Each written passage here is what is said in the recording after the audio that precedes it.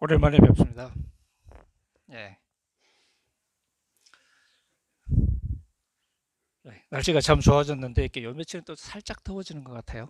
오늘도 조금 제가 이렇게 땀이 달달 날라 그러는데 하다가 열 받으면 벗겠습니다. 요즘 이렇게 시절이 좀 이렇게 하수상해서 이렇게 많이 마음이 불편하기도 하고 그런 분들도 이렇게 많을 것 같습니다. 예. 어저께 혹시 서초동 갔다 오신 분 계신가요? 많이 가셨나요? 예. 저는 안 갔어요. 안 갔는데 다른 일 때문에 집에 있긴 했는데 이렇게 마음이 약간 이렇게 딴 데가 있는 콩밭에가 있는 느낌? 그래서 이렇게 상황이 어떻게 돌아가나 이렇게 자꾸 이렇게 휴대폰 보게 되고 막 그랬는데 사람들이 굉장히 많이 왔더라고요. 그래서 이렇게 많이 답답했나 보다 하는 생각들을 좀 이렇게 했습니다.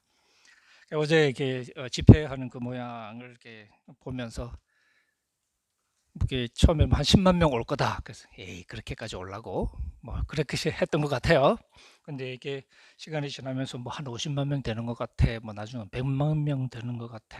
나중에는 심지어 200만 명 되는 것 같아. 그러니까 한쪽에서는 에이 그러고 200은 좀 심했겠죠. 200까지는 안 되겠죠. 근데 하여튼 엄청 많긴 하겠죠. 예. 그런 숫자 가지고 또 이렇게 시비를 걸어서 또 이렇게 약간 물타기를 해야 되니까 자꾸 이제 시비를 거는 것 같습니다. 그냥 엄청 많이 나왔던 얘기인데 그죠?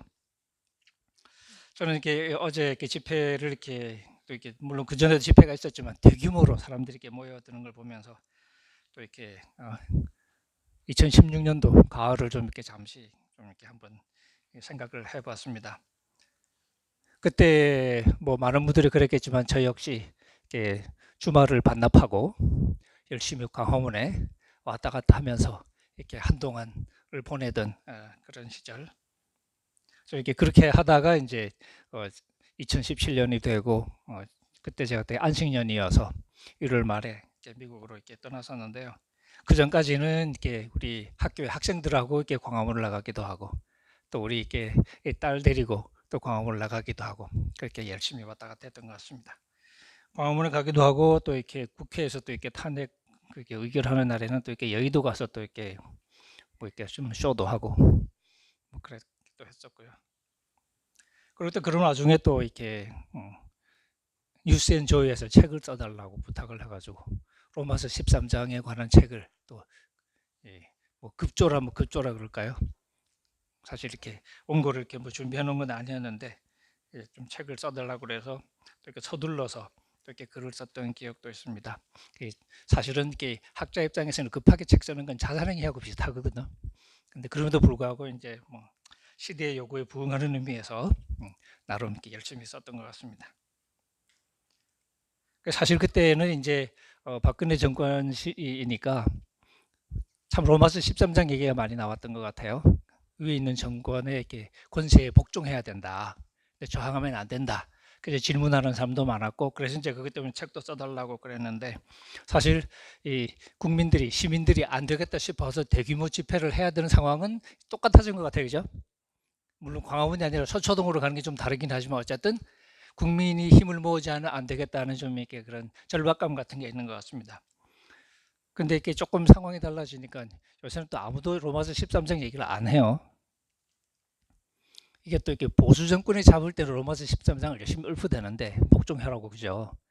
근데 이제 이 촛불 집회 이후에 이제 보수 정권이 아닌 우리가 이렇게 흔히 말하는 진보 정권이라고 말하는 문재인 정권이 들어와서는 이 목사님들 누구도 로마서 13장을 이렇게 얘기를 안 하는 것 같아요. 그러니까 위에 있는 권세는 다 하나님이 주신 거라고 그러는데 문재인 정권은 빼고 그래서, 그래서 이거는 복종하면 안 돼. 그래서 이렇게 그때부터는 목사님들이 평소에는 이렇게 정치 얘기하면 안 된다고 이 신앙과 이렇게 정치는 분리해야 된다고 열심히 말씀하시던 목사님들의 입에서 정부 욕하는 소리가 슬슬 나오기 시작하는 참 재밌는 현상이죠. 그래서 어떤 목사는 이런 문재인 좌파 정권이 교회를 망가뜨리고 있다는 소리도 해가면서 그죠? 그래서 또 표를 긁어모으는 뭐그 표는 뭐 정권 나름 정치겠죠. 교단 정치의 표를 긁어모으는 그런 모습도 봅니다. 어제도 2016년 말에 그리고 2017년 초에 열심히 왔다 갔다 하다가 그리고 이제 다 접고 이제 안식년 한다고 이제 미국으로 가고 저 애 데리고 갔는데 우리 애는 그때 이제 중학교 졸업하고 이제 고등학교 가야 될 때였는데 별로 이렇게 지도 재미가 없다 싶으니까 공부를 별로 안 했거든요. 재미가 없다 싶으니까 이제 저를 따라서 이렇게 미국으로 갔습니다. 이게 걔가 제가 미국에서 공부 다 끝나고 목회할 때 태어난 애라 뒤늦게 그래서 이제 흔히 말하는 이중 국적자거든요. 그래서 이제 미국 가서 공립 고등학교를 다닐 수 있다는 그 한 가지 때문에 이제 같이 나가서 고등학교를 다니고 그래서 이제 그 같이 나갔죠. 사실 이렇게 따지면 제가 이제 안식년을 가는 건데 우리 애가 붙는 바람에 제 안식년이 아니고 본의 아니게 이렇게 이 고등학생 딸 데리고 이렇게 조기 유학 간 호랍이 분위기가 된 사실은 안식년다운 안식년이라기보다는 아침에 애 밥 해먹이고 학교 데려다 주고 좀 놀다가 학교에서 데리고 오고 또 밥 해먹이고 그리고 1년을 살았던 것 같아요. 남들 보면 딱 그냥 이, 이 고딩 딸 키우는 호랍이 모습 약간 그런 모습이었던 것 같습니다. 근데 이제 미국 가서도 이제 궁금하죠. 한국의 상황이 어떻게 돌아가는지 궁금한데 그러다가 3월 10일 지금 제가 이렇게 찾아보니까 3월 10일인 것 같은데 그죠? 그때 국회 헌법재판소에서 국회 의결한 것을 이렇게 인용하는 그런 판결을 내렸던 그래서 이제 박근혜를 파면하는 그런 판결이 이루어졌던 날 그날 요즘엔 제가 페북을 거의 이제 뭐 접고 안 하는 편인데 이제 그 당시 걸 찾아보니까 그때 제가 이렇게 글을 하나 썼더라고요. 3월 10일 날 이렇게 짤막하게 이렇게 썼습니다. 미국에 와서 처음으로 글을 올립니다. 그때도 별로 안 하긴 안 했던 것 같아요. 이유는 말 안 해도 잘 아실 테고 저녁 시간인데 저녁 준비하다 말고 세라랑 기념으로 외식하기로 했습니다. 눈물겹도록 감사합니다. 불의한 세상에서 정의를 경험하는 일이 이토록 힘들지만 그래서 더 소중합니다. 애쓰신 모든 분들께 감사의 마음을 나눕니다. 뭐 이렇게 썼더랬습니다. 그때 갑갑했던 마음들을 아마 이렇게 많이 기억을 하실 테고요. 아마 지금도 약간 비슷한 상황은 좀 다르지만 비슷한 그런 갑갑함을 가지고 아마 이렇게 서초동 가고 아마 그러셨을 것 같습니다. 그래서 단식 기념으로 외식을 했습니다. 그리고 대통령 선거를 하고 세월이 흐르고 그죠? 근데 이제 그때 생각에는 세상이 금방 뒤집어져서 이제 새로운 정권이 들어섰으니까 좀 그래도 많이 다른 새로운 시대가 열릴 거라고 기대를 하는 분들도 참 많았습니다.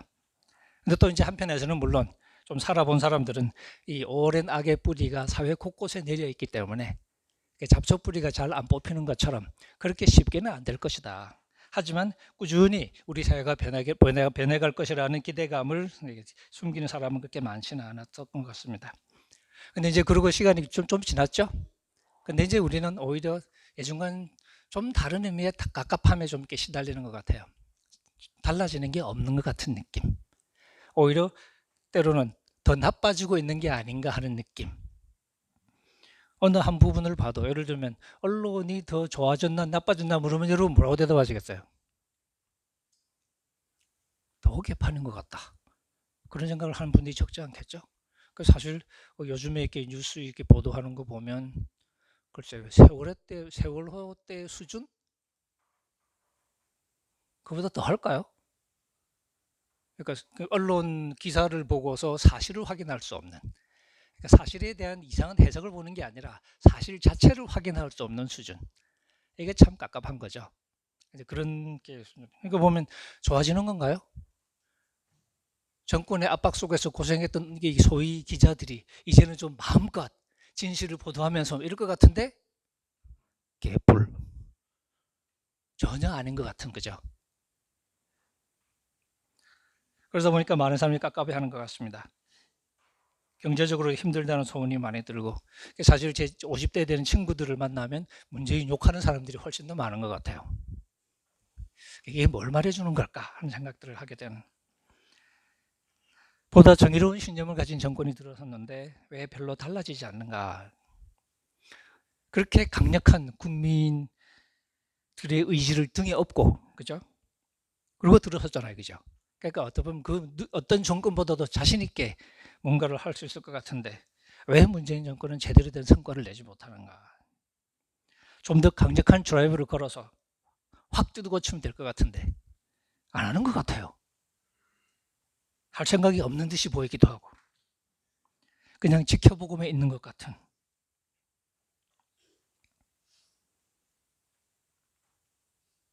문재인이 분명히 대통령인데 그죠? 그리고 자기가 임명하는 검찰 우두머리가 자기 상관인 법무부 장관을 이제 잡으려고 열심히 지금 하고 있잖아요. 근데 뭐 원래 그랬으면 괜찮은데 사실 장관 하나 하기가 이렇게 힘든 줄은 아무도 몰랐잖아요. 이렇게까지 뒤질 줄은 몰랐지. 그죠? 사실 뭐 웬만큼 나쁜 짓 해도 장관 아무렇게나 다 해먹던 시절이 있었는데 이제는 뭐 자식들까지도 그냥 인생이 남아있지 않습니다. 심지어 외국에 입학원서 낸 것까지도 뭐 이렇게 조사를 한다는 얘기가 슬슬 도는 거 보니까. 근데 이제 우리는 이렇게까지 미친 듯이 달려드는 이유가 있겠죠. 그죠? 국민들은 우라통이 터집니다. 그래서 이렇게 사람들이 모여서 집회도 하고 검찰을 향해서 외치고. 근데 왜 이런 지경까지 가게 되는 걸까? 그럼 도대체 정부는 뭐 하는 건가? 대통령은 뭐 하나 하는 생각이 있을 때는 도대체 뭐가 문제인가? 대통령 이름 때문에 그런가요? 뭐가 문제인지.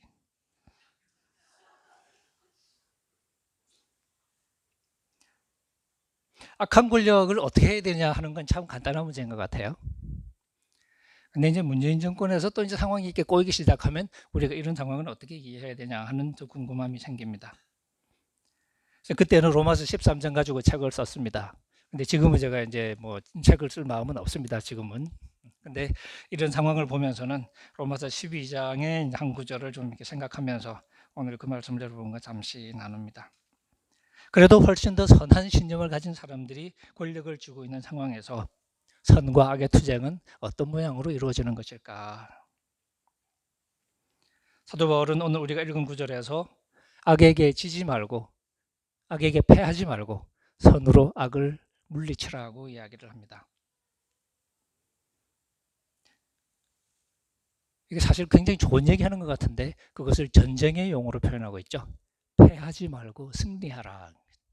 우리의 인생이 투쟁이라는 거죠. 글쎄 우리가 호모를 붙여서 사실 뭐 이렇게 뭐뭐 하는 인간, 놀이하는 인간, 그죠? 뭐 그렇게 많이 얘기하지 않습니까? 어쩌면 우리가 전쟁하는 인간 이런 표현을 붙여도 좋을지 모르겠어요. 이게 전쟁의 역사는 인류의 역사만큼이나 오래된, 그죠? 우리가 이렇게 창세기에 보더라도 사실 이 이스라엘 백성이 처음 인류가 시작된 얘기를 자기 나름의 방식으로 이렇게 그려낼 때 아담과 하와 있고 그러고는 바로 그 다음에 형제 살인이 일어나는 것으로 그림을 그렸습니다. 그게 인생인 거죠. 가인이 아벨을 죽이는 세상. 그게 우리 피할 수 없는 현실인 것 같습니다. 요즘은 드라마를 잘 안 봐서 모르겠는데 이렇게 드라마에 보면 항상 악역이라고 불리는 인물들이 나옵니다. 근데 어떤 때는 이유가 이렇게 이해가 되지만 어떤 때는 이해가 안 되는 이유 없이 악하게 구는 사람들이 가끔씩 있습니다. 쟤 도대체 왜 저래? 답이 안 나와요.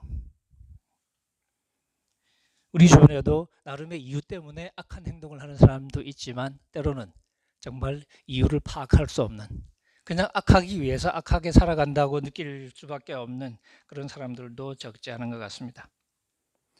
늘 분란과 싸움의 원인이 되고 항상 나쁜 일을 꾸미는 것 같고 이게 인간의 근원적인 이기심 때문에 그렇겠죠. 기독교에서는 그것을 원죄라는 말로 설명하려고 애를 쓰고요. 칸트 같은 철학자는 또 근본악이라는 그런 표현을 통해서 인간의 이 악함을 또 이렇게 이해해 보려고 애를 쓰고 이런 현실을 설명하려고 나름 애를 많이 씁니다. 이런 현실 속에서 결국 싸울 수밖에 없는 싸움을 피할 수 없는 이런 현실 속에서 로마 제국의 한 자리를 차지하고 살아가던 이 성도들에게 바울이 12장에서 이렇게 편지를 쓰면서 권고합니다. 이런 싸움이 만연한 세상이지만 우리의 삶의 목표는 평화여야 된다고 바울은 이야기합니다. 모든 사람과 더불어서 평화로운 관계를 유지하도록 애를 쓰라고 그렇게 본문에서 우리에게 얘기합니다. 할 수 있는 한이라는 단서가 물론 붙어 있습니다. 왜냐하면 이게 혼자서 할 수 있는 게 아니니까. 내가 평화롭고 싶다고 되나요? 안 되지. 상대방이 이렇게 받쳐줘야 되는데, 그죠? 하지만 할 수 있는 한 우리로서는 모든 사람과 더불어서 평화로운 관계를 유지하면서 살아가라고 권고합니다. 그럼 이제 우리는 또 생각을 해야 된다. 어떻게 그러면 평화로운 관계를 유지할 수 있는가? 그냥 다들 가만히 있으면 평화롭겠지만 가만히 안 있잖아요. 옆에 있는 자식이 자꾸 해코지를 하잖아요. 그런 상황에서는 어떻게 우리가 평화를 유지할 수 있는가? 전쟁이 발발한 상황에서 그냥 이 침공하는 악을 지켜만 보고 있는 것이 평화를 유지하는 방법은 아니겠죠. 악이 우리에게 쳐들어올 때, 그죠? 그리고 악이 이 평화의 적이라면 우리는 결국 이 악과 투쟁함으로써 평화를 지킬 수밖에 없을 것입니다. 그래서 우리는 악과 싸웁니다. 바울도 악에게 지지 말라고, 악에게 패하지 말고 악에게 승리를 거두라고 전쟁의 이미지로 우리에게 권고합니다. 그걸 싸워야죠. 악에게 패하지 마십시오. 패하지 말라는 얘기는 이기라는 얘기인데, 근데 싸우려면 우리에게 무기가 필요하겠죠. 뭘로 싸워야 되냐. 근데 사도 바울이 우리에게 들려주는 이야기는 악에게 패하지 말고 악을 이기는데 선을 가지고 선으로 악을 물리치라고 이야기를 합니다.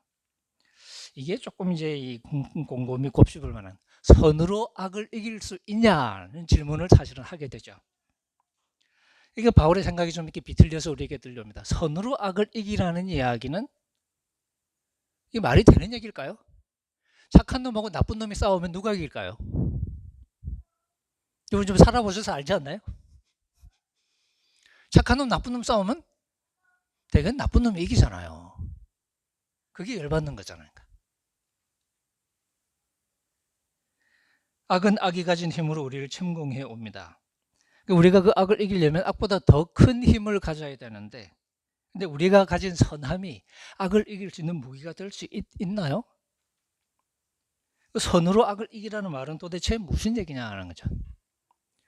지금 상황도 생각해 보면, 그죠? 어쩌면 우리 사회가 그만큼 더 혼란스러워 보인다, 혹은 더 적나라한 악들이 노출되는 것 같은 느낌을 많이 받습니다. 그게 왜 그러냐? 정권이 착해서 그런 측면도 없지 않아 있겠죠. 예를 들면 이 자한당에서는 문재인 정부를 향해서 독재라고, 그죠? 그리고 이제 막 전 처음에 독재라는 말을 쓰길래 깜짝 놀랐어요. 설마 했는데 그냥 그렇게 얘기하대요. 근데 원래 독재 타도는 감옥 갈 각오하고 하는 말이거든요. 그렇지 않습니까? 진짜 독재하는 놈들한테 감옥 갈 각오하고 독재 타도 그래서 감옥 가고 막 그러는 거거든요. 근데 지금은 그 말 한다고 감옥 간다고 아무도 생각 안 해요. 무슨 소리 해도 괜찮아. 문재인 개새끼 그래도 안 잡혀가. 그죠? 그러니까 이제 뭔 말인지 할 수 있잖아요. 그러니까 어떻게 보면 그런 풀린 상황 속에서 우리의 적나라한 모습이 좀 더 드러나는 것일 수도 있는.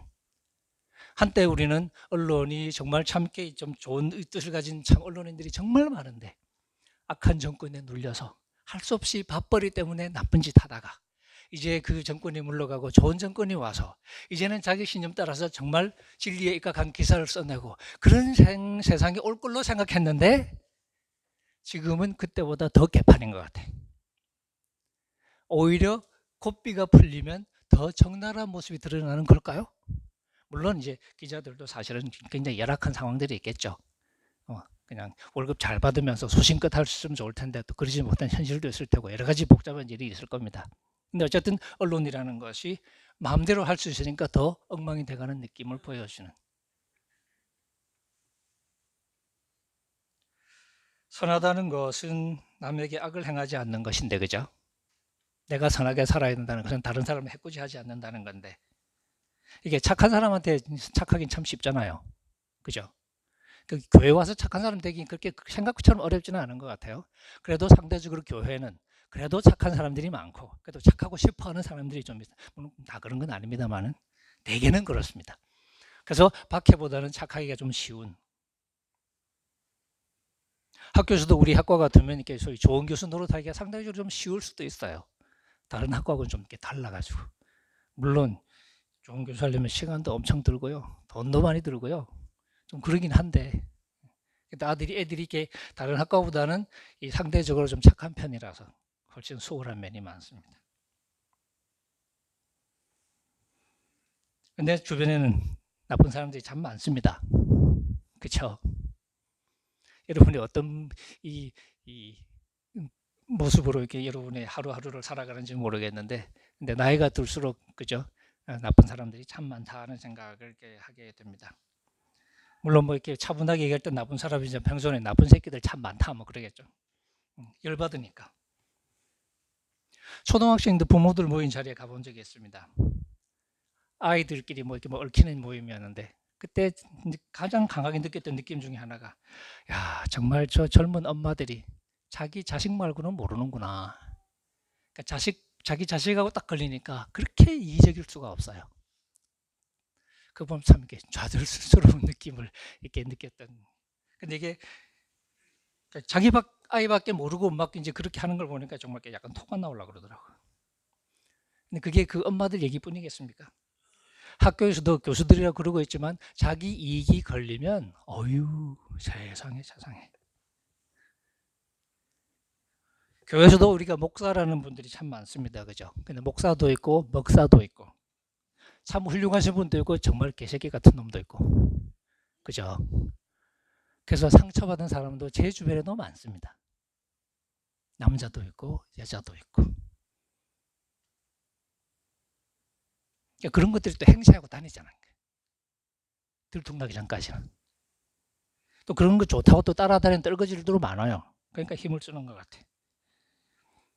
근데 그런 게 이제 나하고 상관없으면 그냥 그런가 보다 하고 그냥 초연하게 살면 되는데, 나하고 얽히면 참 짜증나는 상황이 자꾸 발생하죠. 상대방이 나한테 악한 행동을 하면 나는 본능적으로 나를 방어하고 싶어지고요. 상대방을 제압하고 싶은 생각이 당연히 들죠. 그래서 남이 나한테 욕하면 나도 아주 욕 안 하죠. 욕은 안 하는데 입이 거칠어지죠.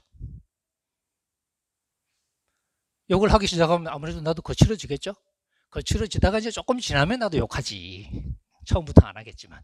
그렇게 해서 이제 분위기 휩쓸려 갑니다.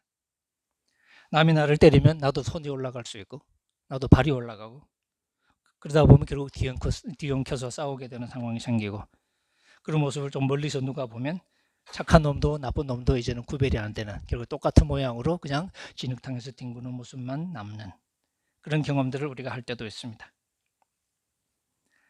오늘 본문은 이런 악한 놈들이 그냥 자기만 악하게 사는 게 아니라 악한 놈들이 선한 사람들에게 시비를 걸어오는 이런 세상에서 평화를 도모하는 방법은 악으로 악을 갚지 않는 것이라고 이야기를 합니다. 이게 선으로 악을 물리치라 하는 이야기가 우리 본문절 앞에서는 아무에게도 악으로 악을 갚지 말라는 거죠. 받아치지 말라는 얘기죠. 아무에게도라는 말은 굉장히 강력한 표현입니다. 가장 실천하기 어려운 주문 중에 하나라고 말할 수 있습니다. 사실 이게 신약 성경에 여러 군데 나옵니다. 예수님의 말씀도 마찬가지죠. 예수님은 참 글쎄요, 굉장히 과격하게 말씀하셨죠. 예수님이 그 특유의 과장법일 수도 있어요. 근데 과장법일 수도 있고 아니면 사실적으로 말씀하신 걸 수도 있고, 예수님은 한쪽 뺨 때리면 다른 쪽 뺨 돌려대라. 그런 분 계셔요? 물론 실제 상황에서 이렇게 하면 약간 대든 듯이 보여서 더 맞긴 해요. 약간 때려봐 뭐 이렇게 되는 느낌이어서. 근데 그런 말씀으로 하신 얘기는 아니고, 그냥 받아치지 말라 정도가 아니라 오히려 허용하는 거예요. 오히려 그렇게 하게 냅두는 거죠. 물론 예수님의 말씀은 그 당시 나름의 상황을 고려하면서 하신 말씀이니까 지금 우리의 상황에 그대로 적용하는 건 조금 조심해야 됩니다. 하지만 그럼에도 불구하고 예수님의 말씀이 사실은 이렇게 굉장히 불편한 권고인 건 사실이죠. 악한 행동을 나에게 해올 때 받아치지 말라는. 근데 오늘 본문에서는 참는 정도가 아니라 모든 사람 앞에서 선한 일을 도모하라 하는, 그게 예수님이 하신 말씀을 조금 더 한 걸음 더 이렇게 이어갔다고 볼 수 있습니다. 왼쪽 뺨 돌려대는 정도가 아니라 오히려 모든 사람 앞에서 선한 일이 무엇인가를 생각하면서 그 일을 도모하라는 거죠. 나를 때리건 뭐하건 그래서 내가 받아칠 생각이 들건 어떻건 그런 생각에 따라서 움직이지 말고 마치 아무 일도 없는 것처럼 평소에 하는 것처럼 그런 사람들을 향해서도 가장 선한 일이 무엇인가를 생각하라는 거죠. 생각하고 그것을 실천하라는 건데 나의 분노를 유발하는 그래서 욕 나오는 그 상대방을 위해서 그에게 유익한 행동을 하라는 거거든요. 참 이게 말은 쉬운데 그래도 참을 만한 상황을 설정하고 이런 얘기를 하면 또 낫겠는데 적나라한 싸움을 지금 전제하고 지금 하는 얘기인데 그런 상황에서 결국 본문은 스스로 원한을 갚지 말라는 말을 조금 더 적나라하게 표현합니다. 스스로 원수를 갚지 말라는 거죠. 이 상황은 그냥 조금 기분 나쁜 게 아니라 억한 감정이 생기는 억울함이 쌓이는 그런 경험들을 하게 되는 거죠. 그런 상황에서 원한을 갚지 말라는 거죠. 원수지간이 됩니다. 원수를 갚아야 하겠다는 생각이 드는 그런 상황을 우리가 이렇게 경험하는 거죠. 이제 원한이 들 수밖에 없잖아요. 이게 원한이라는 건 조금 달리 말하면 내 개인적인 삶에서 일어나는 정의감이라고도 할 수 있습니다. 객관적으로 억울한 일을 보고 그럴 때 우리가 정의감을 느끼죠. 내 삶에서 정의감이 느껴지면 그거는 사적인 원한으로 느껴지죠. 단순히 그냥 정의감, 객관적인 정의감이 아니라 나의 감정이 잔뜩 실린 그 원수를 갚아야 되겠다는 생각, 이게 당연히 들죠. 그래서 이렇게 어릴 때 읽은 무협지를 보시면 무협지의 처음부터 끝까지 원수 갚는 얘기뿐이에요. 아버지의 원수를 갚을 때까지 뭐 이러면서 얘기가 시작되잖아요. 그리고 이렇게 산속에 처박혀서 이제 무술을 갈고 닦는 뭐 하려고요? 아버지의 원수를 갚기 위해서. 그게 재밌다고 읽고 막 그러는. 고등학교 때 뭐 그렇게 무협지를 좋아하던 친구가 있었습니다. 하루 종일 학교에 무협지 들고 와서 몰래 보고 들키고 무협지를 통달했던 친구인데 공부는 반에서 거의 바닥에서 끼었던 것 같아요. 무협지를 봐서 그럴까요? 지금 부산에서 경찰관 하고 있습니다.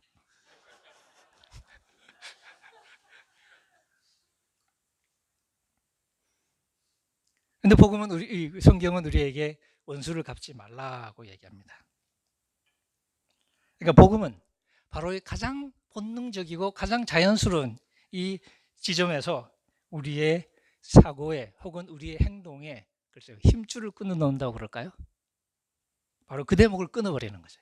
그 원수 갚는 본능적인 행동을 하지 못하게 만듭니다. 원수를 갚지 말라는 거죠. 원수는 하나님의 진노하심에 맡겨두라고 이야기합니다. 맡겨두라, 하나님의 진노하심에 맡겨두라 그랬는데 이게 그냥 조금 약간 기계적으로 한번 이렇게 하자면 하나님의 진노하심에 자리를 내어주라. 하나님의 진노하심에 영역을 내어주라. 네가 그 자리 들어가지 말라는 이야기죠. 적어도 하나님 보시기에 그것은 우리의 선을 넘어가는 게. 이게 하나님이 우리에게 보여주신 행동 방법이거든요. 그러니까 우리가 원수를 갚는 것은 우리의 소관이 아니라는 얘기잖아요. 내가 열받는데 그래도 원수는 네가 갚는 게 아니다라는 거죠. 이게 참 답답한 노릇이죠. 그럼 나는 참는 거죠. 그러면 화병 생기잖아. 그게 성경이 우리에게 요구하는 삶의 방식입니다. 그냥 참으라는 게 아니라 선한 행동을 하면서 참으라는 거죠. 참고 그 다음에 마치 아무 일도 없는 것처럼 꾹 누르고 그 다음에 상대방에게 다시 웃는 얼굴로 다시 선한 마음으로 그 사람을 대해주라는 건데 이게 현실에서는 더 힘들겠죠. 내가 그런 사람이라는 게 알려지는 순간 나는 밥이 될 가능성이 많거든요. 내가 착하게 행동하는 걸 사람들이 알면 그런 나를 보고 감동 먹고 나를 참 잘 대해주고 그랬으면 좋겠는데 역시 또 살아보신 분은 알겠지만 내가 그런 사람이라는 걸 알면 상대방은 그것을 한껏 이용합니다. 어차피 받아치지 않을 거라는 게 분명이지만 그만큼 자유롭게 행동하는 거죠. 조금 예의가 없어지는 수준에서부터 시작해서 뭐라 그럴까 아닌 걸 아니까 학생들도 그렇습니다. 잘해주고 그런 걸 알면 그때부터 조금 예의가 없어지기 시작해요. 나쁜 애들은 아니니까 나쁜 짓은 안 합니다. 풀어지죠. 근데 좀 더 나쁜 사람들은 좀 더 함부로 행동하겠죠. 그런 사람들을 향해서 성경은 그 사람을 사랑하라고 얘기하는 거죠. 조금 더 구체적으로 얘기할 때는 그 사람이 배가 고픈 상황이면 그 사람을 먹이라고 얘기합니다. 그러면 안 되죠. 원수가 지금 배가 고픈 상황이 됐어요. 그러면 힘이 빠졌겠지? 그때 빨리 해치워야지. 그렇잖아요. 하나님이 주신 기회니까. 근데 그러지 말고 먹이라는 거죠. 목이 마르면 어떻게 그 사람이 다시 싸울 수 있는 힘을 북돋아 주려는 거야. 그럼 나 때릴 텐데. 그죠? 참 이게 쉽지 않은. 그러나 성경은 그렇게 대하라고 얘기합니다. 다른 본문에 보면 우리를 욕하는 사람에게는 칭찬하라. 좋은 말로 응수하라고 얘기합니다. 그러니까 우리의 행동이 상대방의 행동에 따라 움직이는 게 아니라 전혀 다른 원리를 따라 움직이는 거예요. 그러니까 상대방의 행동이 우리에게 악한 행동이 오지만 그게 우리의 행동을 결정하지 못하게 하라는 거죠. 그럼 나는 뭘로 하냐? 그러니까 다른 원리가 있다 하는 거죠. 남들이 나에게 뭘 어떻게 하건 우리 나름대로 취해야 될 삶의 원리가 있다는 거죠. 바로 이 본능을 거부하는 것, 악을 악으로 갚지 말라고 말하는 바로 그게 복음이 우리의 삶에 침투해 들어오는 틈새 중에 하나라는 생각을 하게 됩니다. 바로 이 지점에서 복음이 우리의 삶의 일부가 되기 시작하는, 우리의 본능과 다른 행동의 가능성을 우리에게 그려 보여줍니다. 그리고 그 행동을 실천하게 합니다. 그리고 그 실천을 통해서 새로운 삶의 가능성을 모색해 나가게 하는 것. 그게 복음이 우리에게 다가오는 방법이겠죠. 복음은 우리에게 쉽게 다가오는 게 아니라 고통스럽게 다가오기도 합니다. 항상 그런 건 아니지만. 그리고 우리가 이 복음 앞에 마주설 때 사실 우리의 제한된 눈으로는 우리의 행동이 우리가 살아가는 이 세상을 변화시킬 수 있는 의미 있는 몸짓이 될 거라는 확신을 갖기가 어렵습니다. 우리가 큰 그림을 그릴 수 없기 때문에 많은 경우에 우리의 작은 행동 하나하나는 큰 맥락이 없이 그냥 우리가 아무 이유 없이 해야만 되는 그런 행동처럼 보일 때가 많습니다. 가장 성공적인 삶의 도식이라는 걸 확신해서가 아니라 그냥 그렇게 해야 되는, 때로는 잘 납득이 안 되지만 그냥 하나님의 뜻으로 알고 실천해야 되는 경우가 많습니다. 우리 속에 우리가 그림을 그리는 것이 아니기 때문에 그렇죠. 그래서 우리의 행동은 많은 경우에 참 멍청한 것처럼 보일 때도 있습니다. 미친 짓처럼 보일 때도 있고요. 내가 손해만 보는 거지 실제로는 이 사회를 바꾸는데 아무 도움이 안 되는, 그냥 나만 그렇게 미친 짓하고 마는 거죠. 시간과 돈과 내 감정만 낭비하는 것이지 그러니까 아무런 의미가 없는 그런 거 아닐까? 그런 생각이 우리를 더 힘들게 할 때가 많죠. 특히 우리의 현실은 살다 보면 선함을 추구하는 사람, 선한 행동이 원칙이 되는 사람의 경우에는 다른 많은 사람들에게 가장 좋은 먹잇감이 되는 그런 경험을 하면 할수록 더더욱이 내가 이렇게 착하게 행동하려고 하는 것, 악을 악으로 갚지 않고 선한 행동을 유지하려고 애를 쓰는 게 이게 무슨 의미가 있을까? 왜 나만 이렇게 손해보면서 늘 이렇게 지내는 게 맞나? 하는 생각을 하게 되는, 원칙을 무시하고 이익을 추구하는 사람들 사이에서 무슨 짓이든 할 수 있는 사람들이 있잖아요. 자한당 쪼무라기들은 원하면 다 돼. 유서도 조작하고 하고 싶은 일은 다 하잖아요. 자기 필요하다고 생각이 들면. 그러니까 원칙이 없어요. 그 사람들한테는. 욕망이 유일한 원칙이지. 근데 글쎄 뭐 전 잘은 모르지만 문재인 같은 사람은 그렇게 하라고 해도 못할걸요? 안 될걸? 그러니까 자기 원칙이 있는 사람은 안 되는 거예요. 그러니까 그거 알고 싸우는 거죠. 그러니까 싸움이 쉽지가 않은 것 같습니다. 한 놈은 뭐 이렇게 쏠 거 안 쏠 거 다 쏘잖아요. 총도 쏘고 뭐 이렇게 다 쏩니다. 미사일도 쏘고, 한쪽은 차 떼고 포 떼고 뒷짐 지고 싸우는 느낌이 드는.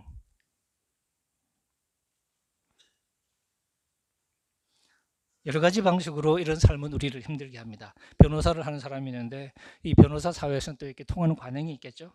그 관행에 묻어서 변호사다운 인생을 사는 사람도 많은데 그 관행을 무시하고 또 이 원칙을 지키려고 하다 보니까 변호사인데도 별로 돈이 안 벌려. 그래서 돈 없는 변호사라는 상당히 희귀한 그런 종류가 되기도 하고요. 그나마 변호사니까 뭐 가난한 정도로 끝나지. 변호사가 아닌 사람들에게는, 그래서 경쟁 수단 자체가 아예 별로 없는 사람들에게는 사실 억울한 상황들이 자꾸 생겨나죠. 근데 억울함을 아무도 귀담아 들어주지 않습니다. 그게 성경이 말하는 과부의 상황이 되는 거죠. 강한 사람에게는 천국이고 약한 사람에게는 참 쉽지 않은 세상이 되는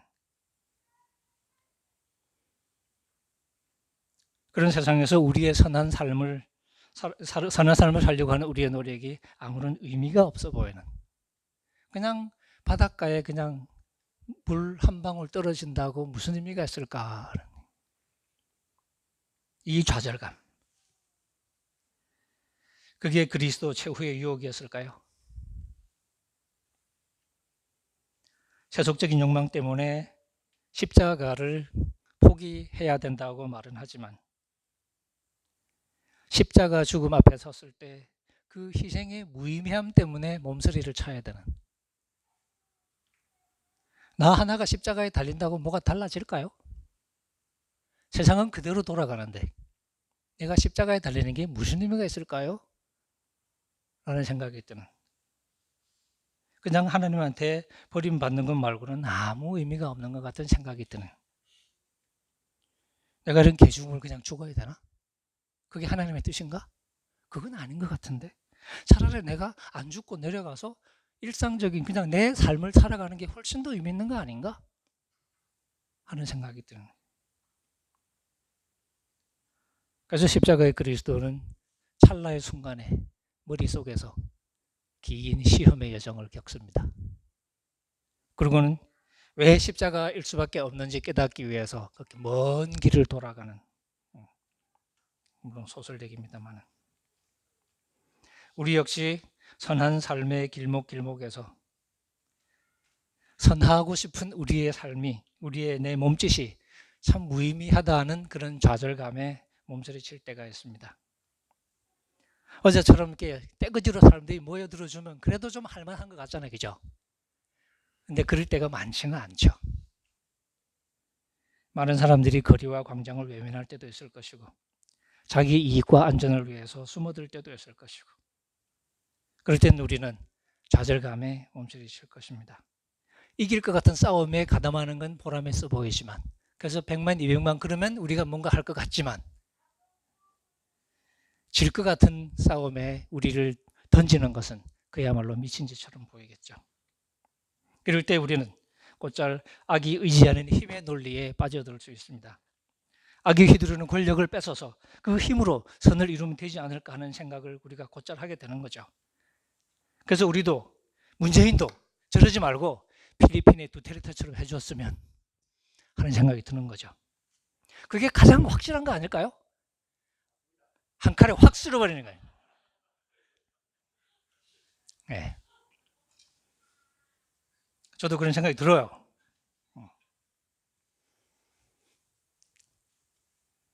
반지의 제왕 이야기를 아시는 분은 아실 겁니다. 절대 반지가 있습니다. 이게 절대 권력을 상징하는. 원래 사우론의 소유였던 것이, 그죠? 스메아골, 그러니까 이제 타락해서 골룸이 되죠. 골룸의 손을 거쳐서 착한 빌보의 손에 들어갑니다. 중간계의 평화를 지키기 위해서 악의 세력과 투쟁하는 선한 요정들, 또 선한 인간들, 선한 난장이들, 선한 호빗들, 이런 종족들은 평화를 지키는 유일한 길이 이 반지를 없애는 데 있다고 결론을 내립니다. 반지는 절대 권력인데 이 권력을 이용해서 악을 물리치는 게 아니고 반지 자체를 없애는 것이 궁극적인 평화의 해결책이라고 결론을 내린 거죠. 그래서 프로도에게 임무를 맡겨서 그 반지를 쥐고서 그 반지를 없애기 위한 먼 여정을 떠나게 하죠.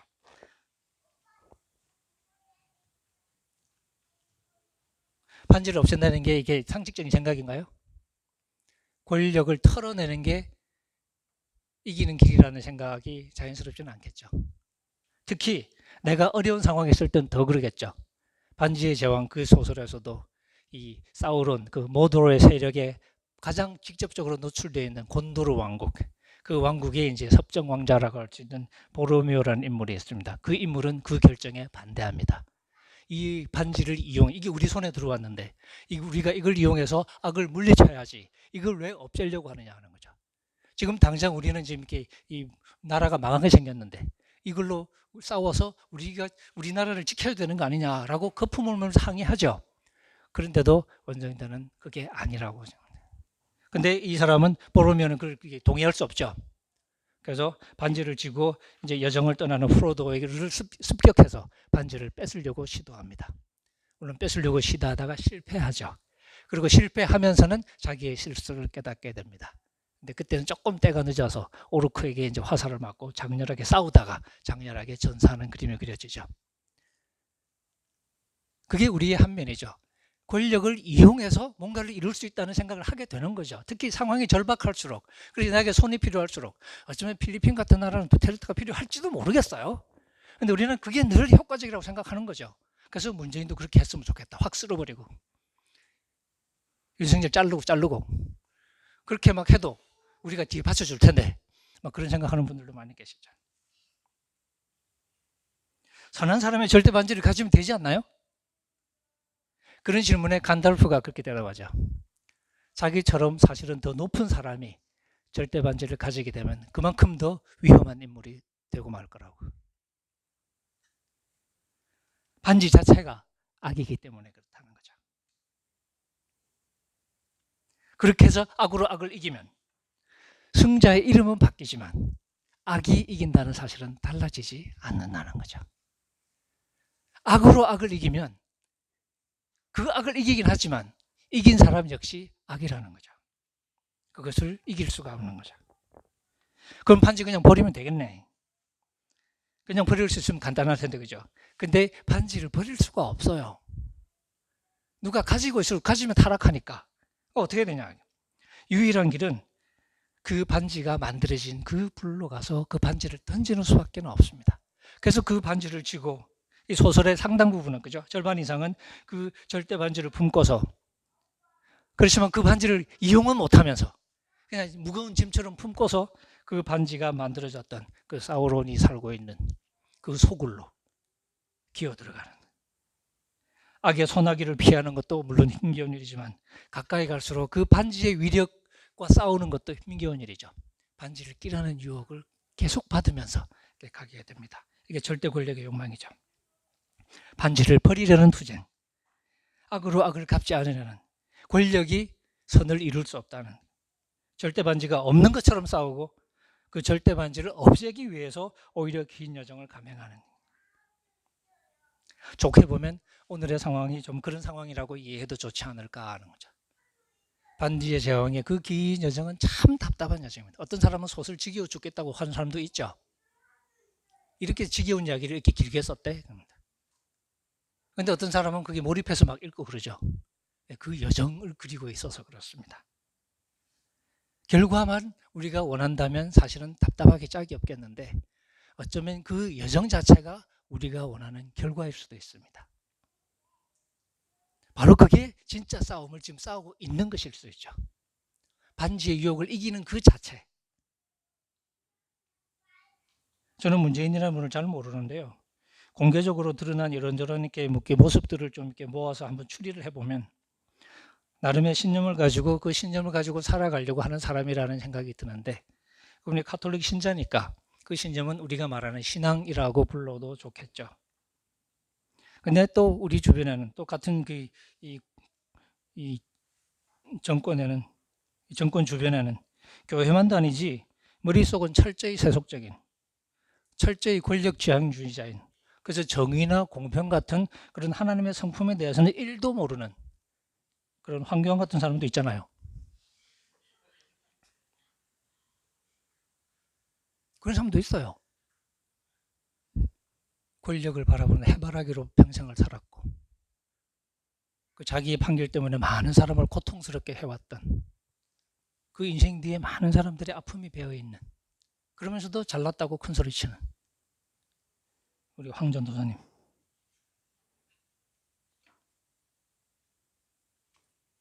참 비교되죠. 근데 그런 사람이 정권을 잡으면 두테르테처럼 할 것 같아요. 물론 자기 입맛에 맞게. 근데 문재인 같은 사람은 정권을 잡아도 그렇게는 행동을 못합니다. 처음에는 억지로 떠밀려서 정치에 나선 것 같죠? 그래서 뭔가 몸에 안 맞는 듯한 옷을 그죠 입었다는 느낌을 갖게 되고, 그래서 아마 선거를 어떻게 하는지도 잘 몰랐을 테고, 그러다가 촛불 집회가 있었고 탄핵이 있었고 정권이 그래서 저절로 약간 어부지리로 그죠 교체가 되고, 그냥 흔히 하는 말로는 절차를 중요시하는 원칙주의자다 그렇게 부를 수도 있겠죠. 그걸 좀 다르게 보면 선을 넘어가는 권력, 이게 우리 문제의 핵심이라는 것을 뼈저리게 느낀 사람, 오랜 세월 지나면서 그 많이 느꼈겠죠. 선을 넘어가는 권력이 우리 사회의 가장 큰 부조리라는 걸 누구보다도 깊이 느꼈을 것입니다. 그러면 우리가 싸워야 될 싸움은 어디냐? 바로 이 선을 넘어가는 권력을 없애는 것. 휘두를 수도 있겠죠. 대통령으로 좀 더 많은 권력을 휘두를 수도 있을 것 같아요. 하지만 그건 악을 더하는 것이지 문제를 해결하는 방법이 아니라고 생각할지도 모릅니다. 실제로 그런 생각하는지는 전 잘 모르겠어요. 그냥 그분들 활용해서 제가 하고 싶은 얘기 하는 거죠. 그 부조리를 해결하는 방법은 그 권력기관을 더 큰 권력으로 싹 쓸어버리고 새로운 사람을 앉히는 게 아니라 그 부조리 자체를 해결하는 거죠. 큰 권력으로 만들어진 상황은 결국 권력에 의해서만 움직이는 조직이 될 겁니다. 착한 놈이 잡고 있을 때는 그나마 좀 낫겠지만 주인이 바뀌면 다시 그 악한 모습을 드러내겠죠. 권력이 사라졌을 때는 다시 욕망과 전형의 본능으로 돌아가는 거죠. 지금 우리 언론이 보여주는 것처럼. 그래서 먼 길처럼 보일 테지만 이 두테르테 같은 절대 권력을 마구 휘두르는 방식으로가 아니라 조직 자체에서 절대 반지를 없애려는 노력, 그게 힘겨운 여정이죠. 때로는 일이 안 되는 것 같죠. 이러다가 망할 것 같죠. 미친 짓처럼 보이기도 하는. 하지만 오히려 그 걸음걸음이 진정 악과 마주하는 가장 현명한 방법일 수도 있는, 우리의 삶에서도 우리가 정치를 하면서 다 살지는 않지만 선을 행하면서 살아가다가 지치기 좋은 세상에서 결국 우리의 신앙은 바로 그러면서 한 걸음 한 걸음 어려운 걸음을 견뎌가는 삶, 결과에 성급하게 연연하지 않고서 지금 이 답답한 상황을 인내하면서 걸어가는 것, 그러면서 선을 넘어가지 않으려고 애를 쓰는, 그 선은 성경이 말씀하신 것처럼 아무리 내가 나쁜 일을 당하더라도 내 손으로 내 삶으로 악을 행하는 그런 선을 넘어서는 안 된다는 그 신념, 내가 할 수 있는 한 나의 원수들에게조차 선함으로 다가가려고 애를 쓰는, 그게 바로 힘이죠. 그 힘을 키워가는. 그러면서 우리 그리스도인의 삶은 예수님이 말씀하신 과부의 삶과 닮은 데가 있습니다. 과부는 어쩔 수 없이 억울한 사람이죠. 하지만 우리 그리스도인은 어쩔 수 없이 억울한 사람도 있고 또 이 세속적인 권력을 쓰자면 쓸만한 사람이 있을 수도 있겠죠.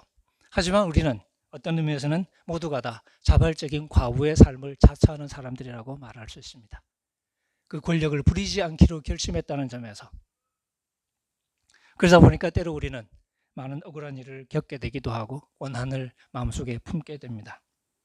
예수님은 제자들에게, 과부와 같이 살아가는 그 제자들에게 그 억울함을 하나님께 호소하라고 이야기합니다. 악한 재판장이라고 해도 하도 귀찮게 하니까 들어주지 않더냐. 그런데 하물며 하늘에 계신 너희 아버지께서 자기 사랑하는 자녀들이 밤낮 부르짖는데 안 들어주시겠냐. 그리고 그 다음에 속히 원한을 갚아주실 것이다.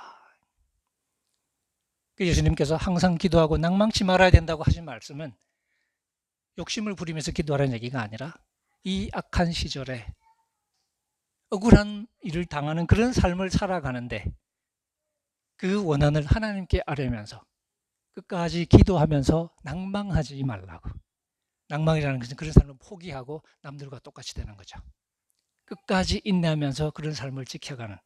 그래서 제가 그 본문을 예전에 설교하면서는 믿음을 잃지 않는 기도라고 제목을 붙였습니다.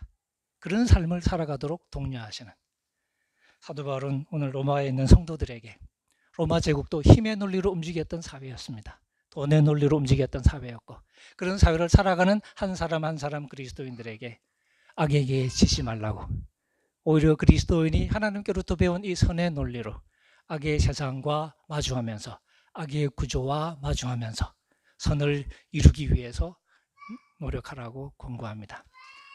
오늘 여러분들도 이 악한 세상에서 선하게 살아가기 위해서 많이 애를 쓰고 계실 텐데 잘하고 계시는 거지만 혹시 우리가 또 이렇게 엉뚱한 생각을 살짝 하게 될까 봐 너무 열받다 보면, 그래서 이 말씀을 함께 여러분과 나누었습니다. 기도하겠습니다. 자, 우리 오신 하나님 아버지, 우리가 우리의 삶을 살아가다 보면 참 기쁘고 감격적일 때도 많지만 참 마음이 고통스러울 때도 많습니다. 마음이 고통스럽고 좌절감이 들 때에는 우리도 남들처럼 하고 싶은 욕망이 불쑥불쑥 솟아오릅니다. 나도 같이 때리고 싶고 나도 뒤집어 엎고 싶고, 그래서 내 원한을 해소하고 싶은 생각들이 자주 듭니다. 원수 갚는 것을 주님의 진노하심에 맡기라는 말씀 앞에 다시 한번 마주합니다. 모든 사람과 더불어 선한 일을 도모하라는 말씀 앞에 다시 한번 마주합니다. 우리의 연약함을 돌보아 주옵시고 주의 성령으로 우리의 마음을, 우리의 손을, 우리의 발을 감싸 주옵시며 하여 우리의 가는 걸음걸음이 악에 편승하여 가는 걸음이 아니라 악의 그 심장부를 복음의 칼로 찌르며 걸어가는 승리하는 삶이 되게 도와주옵소서. 예수님의 이름으로 기도합니다. 아멘.